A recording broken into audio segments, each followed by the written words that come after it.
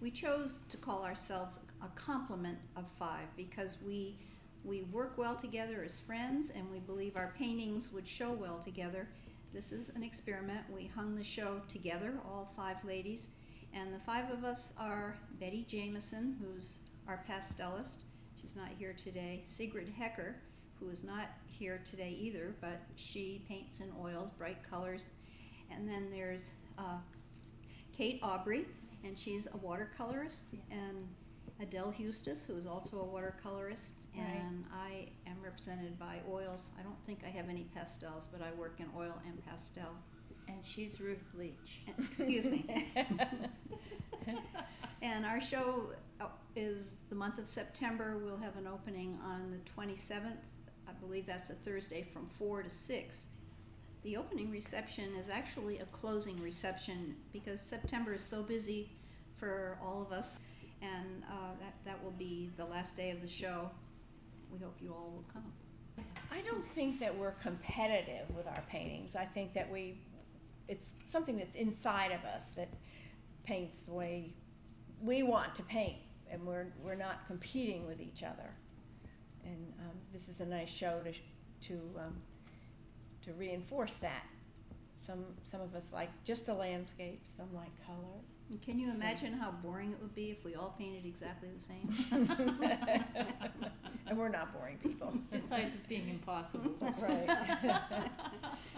Yeah. We meet once a month, and we gently critique each other's paintings, and have gotten to know each other better that way, and help each other. Mm-hmm.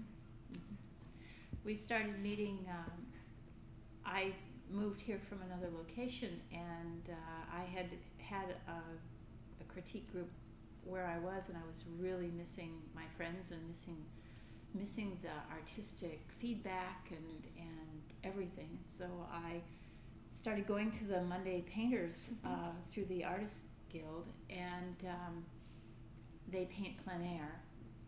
So we would all meet outdoors every Monday, and I met Ruth and Sigrid there, and I probably met Adele there, but I'm not sure because I couldn't remember any names that year. But I just went around and started asking people who would be interested in a critique group. So that's kind of how that got started. And I'm a huge believer in people helping each other out and people supporting each other rather than looking at each other as competition.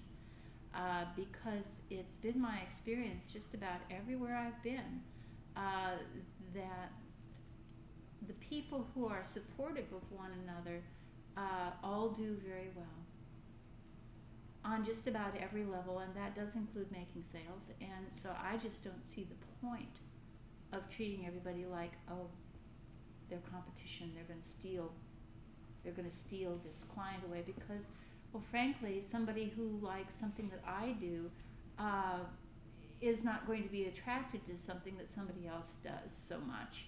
And somebody who likes, say, what Adele does, they're not going to be attracted to mine so much, because we just paint very differently.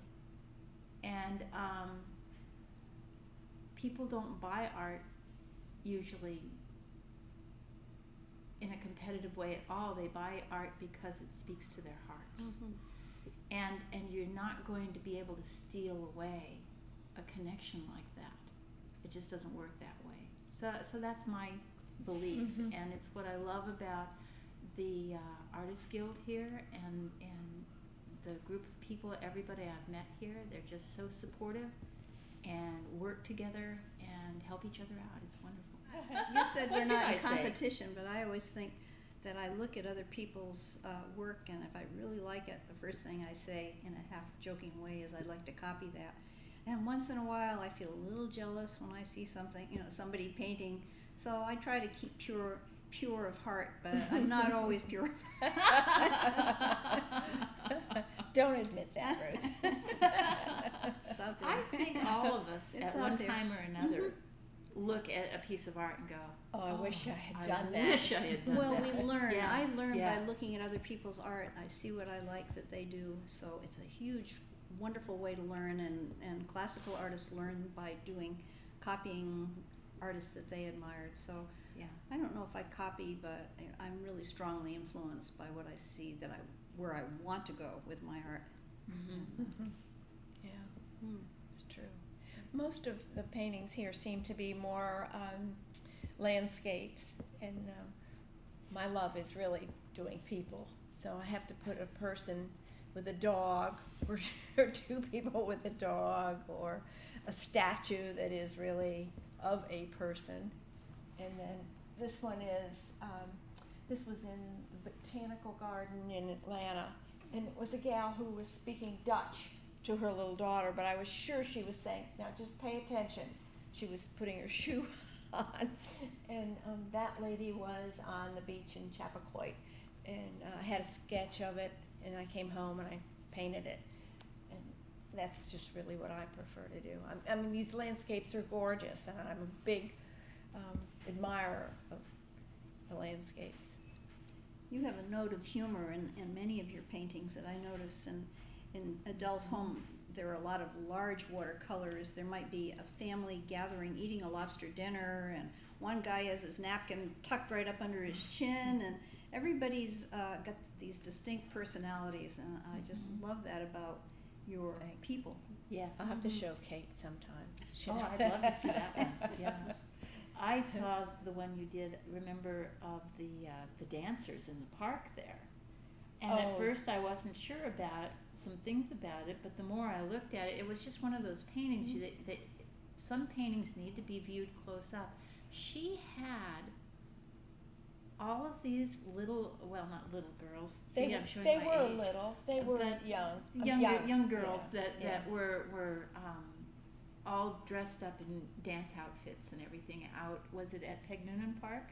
Or someplace No, like that? it was really in front of the library. I came out of the library and I just happened to have my camera, and here these girls were posing at one point, and a mother was taking pictures, and they all had these frilly ballet dresses on, and then one where they were looking in the tent to see somebody else perform.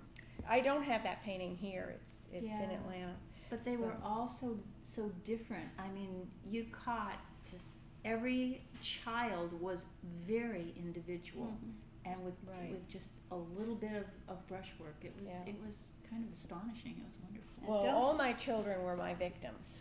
I painted them forever. Adele works in a series too. I mean, she had the lacrosse team. Yeah.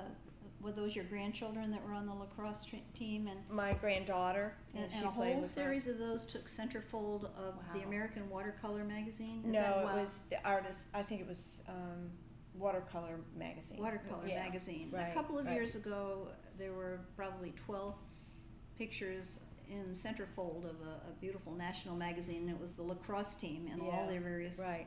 Well, we followed my granddaughter with these games that she would play, and they all had these lovely green shirts on, so I had to paint those lovely green shirts and just their attitude and their body language. I really like that. That's I was thinking Betty, for the most part, just likes to be in the woods or out beside the water, and she puts very little that is man-made. But as I'm saying that, I'm looking at her picture of the side of a barn.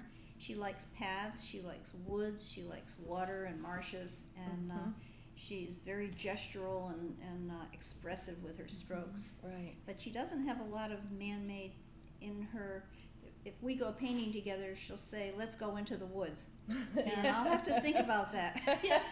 Because I'm looking for an old barn and it's not there. That's where this one in the woods came from. That's in BB Woods. Oh, and it was out last with Betty? winter, and Betty wanted to go out and paint, and the wind was blowing a lot.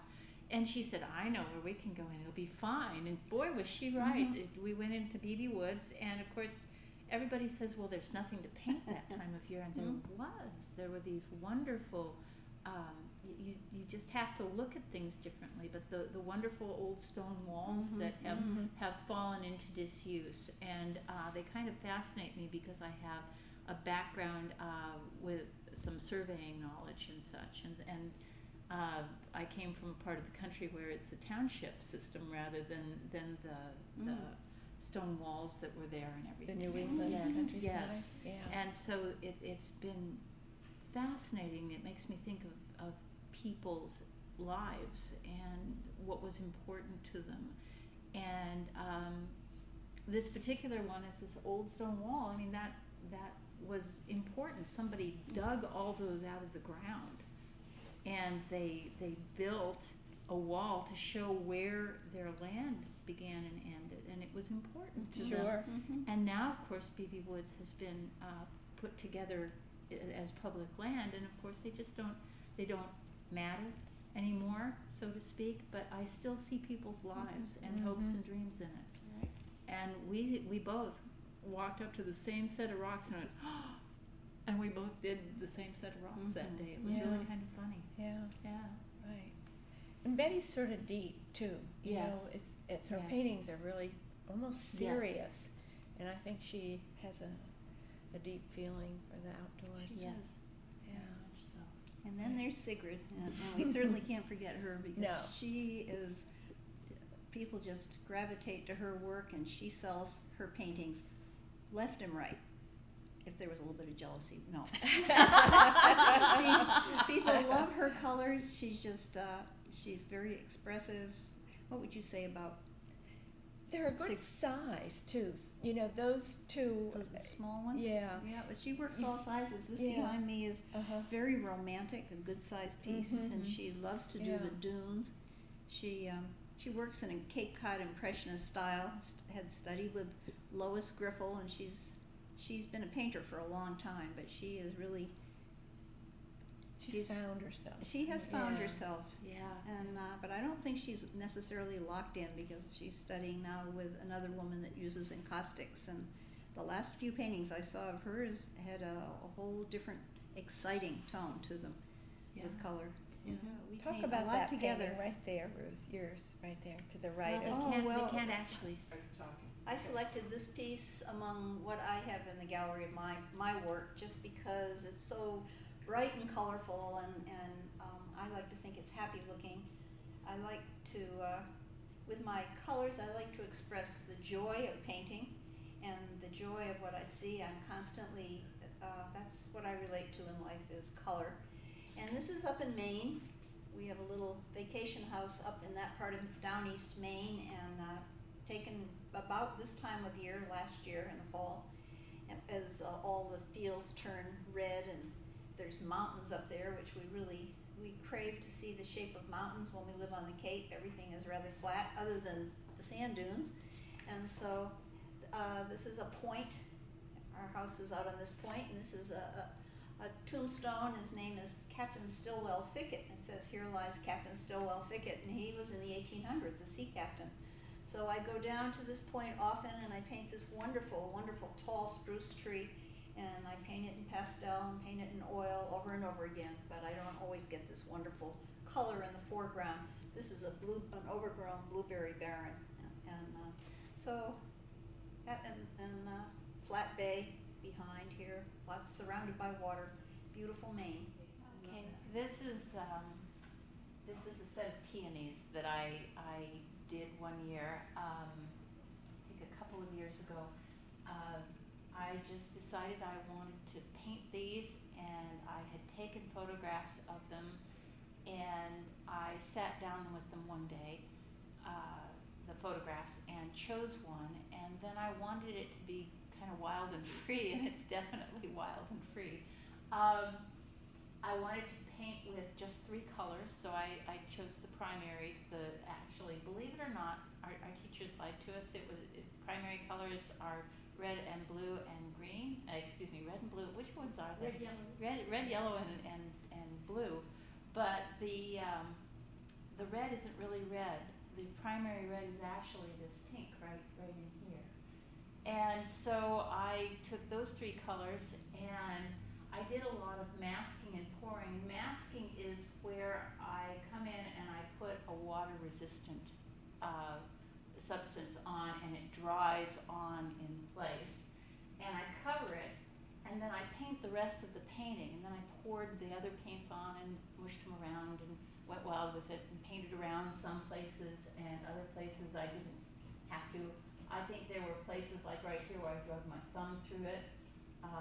Just all kinds of wild stuff, and I had it probably about 85% finished in about an hour and a half, which for me is a really fast painting. And then an hour and a half of painting time. There's all the masking time that we're not counting there. So I would paint with the masking on, then I would pull the masking off, and I would mask less the next time. And eventually I ended up with just a little bit of masking still on. In these very, very light places, there was still masking on it. And each time in between the masking, I would come in and I would pour more paint on and brush it in and change things around. And so when it was all done, I just had to balance out the darks in through so that you could flow through the painting. And so that's kind of a technical thing, but really they just made me so happy inside that I just had to paint them using this really free way of painting with paints that does whatever it wants to. And that's the joy for me with the watercolor. I love looking at oils, but I don't enjoy painting with them. I tried when I was much younger, and they just do whatever you tell them to. It's so annoying. I love to argue with my paintings. I love what watercolor does precisely because it can't be completely, totally controlled unless you really are willing to get really, really careful and slow with your paintings. So I always have an element of excitement and freedom in my paintings that appeals to me. And I always hope it appeals to others, but if it doesn't appeal to me, I'm not going to paint it. So. Every year there's a dog show to get ready for the Westminster Dog Show in New York City, but it's in Barnstable Fair, and the winners are sometimes eligible to go to the Westminster Dog Show in New York. But I always thought I'd like to do a person looking like their dog. I won't do you, Kate, looking like your dog. But these people are very, very serious about looking into the dog's mouth and the way they stand. And I don't know if you've ever seen that Westminster thing, but they're always feeding the dog, so the dog has the head up and looking very, very good. And then the tents out there are really interesting, and then people are just parking in the back, and sometimes there's a little truck with refreshments. And it was a beautiful sunny day, and I didn't actually paint these there. I was photographing, and I didn't get any bad looks for photographing, so I just kept at it. How many did you do in that series over the last 2 years?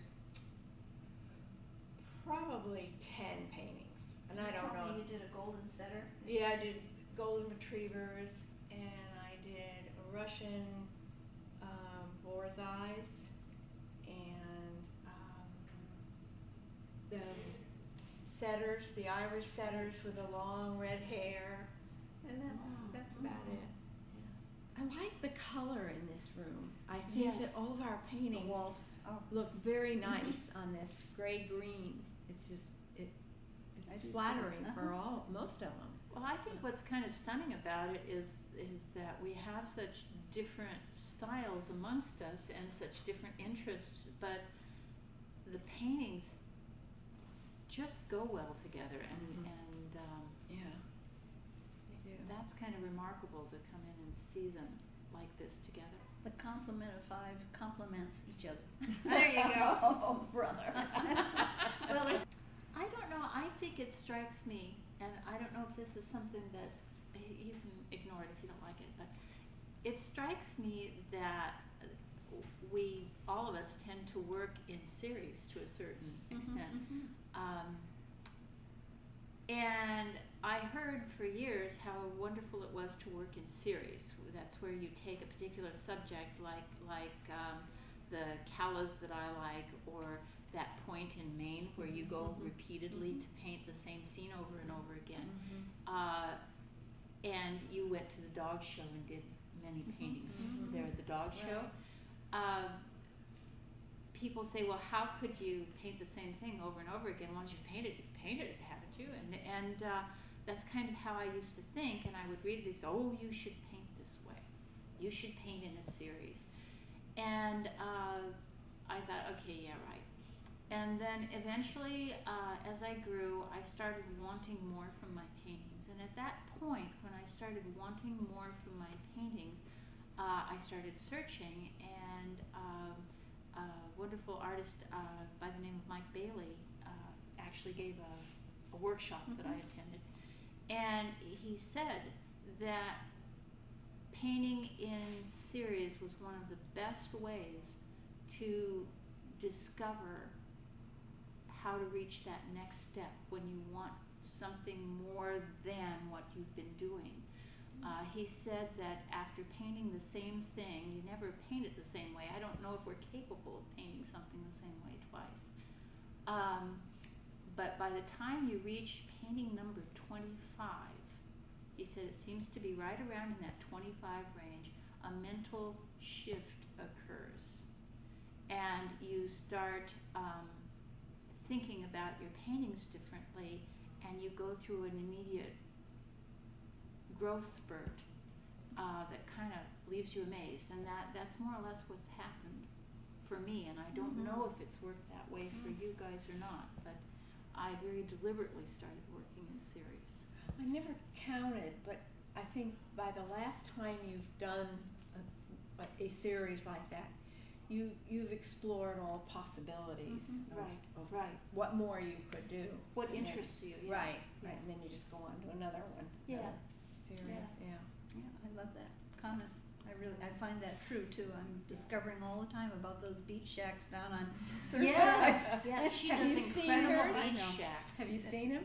Oh my gosh. Yeah. Is it okay to say Gallery 333 has some of her beach shacks down there? They're wonderful. We're the same scene. Every day is different. I mean, one day it's all covered with snow. The next day it's spring green. The next day it's beautiful burnt oranges in the fall. So really, if you couldn't go very far, you could sit in your own yard and paint a million different paintings. Yes. Every day is different. When I'm out painting, sometimes I look for what I call a special event, and I just don't notice a lot of things other than the big shapes at first. And as I go on, I might paint a field and a barn, and as I get to a certain point, either a crow will fly in and land on a fence post, and I'll put him in, or I'll notice there's a scarecrow out there in the field. But they're just little details that are sometimes the whole point of the painting that I hadn't noticed as I was pulling it all together. Yeah, That's good. Yeah. and Betty does a lot of pathways, and a lot of waterways in wild places, and it doesn't need, for me, her pieces don't need something man-made in them. No. They are stunning, and they take me there, and they take me into a place in my heart that is hard to get to sometimes. And so I feel like her pathway takes me on its own little journey. And that's a remarkable thing for an artist to achieve, and she does it painting pathways. And you think, well, how many times can you paint a pathway that's interesting? Well, oh, trust me, Betty could probably paint one a day for years and have them all still be beautiful. So We have to give a little credit to some of our teachers. I think of Dan Hannigan, and he's been a faithful teacher to so many of us at the Artists Guild, and taken us outside, and he's worked with Betty, I know, over the years, and with me, and he is able to go right to an area of a painting and tell us a little something about it, and revolutionize the whole way we look at it. The first time I painted a rock, he said, "Don't you see that pink in there?" And after that was a long time ago, you know, when I never looked at a rock the same way. And I think he's done that with Betty. You know, that's why we have all those colors in there, because we don't want just a boring blob of gray. We want to show that this rock has all sorts of interest to an artist. it has life. It has life, yeah. Yeah. All five of us will be here the evening of our closing reception, and we hope to see you too. We'll talk to you about our painting. We'll invite you to come to the Artists Guild and see more.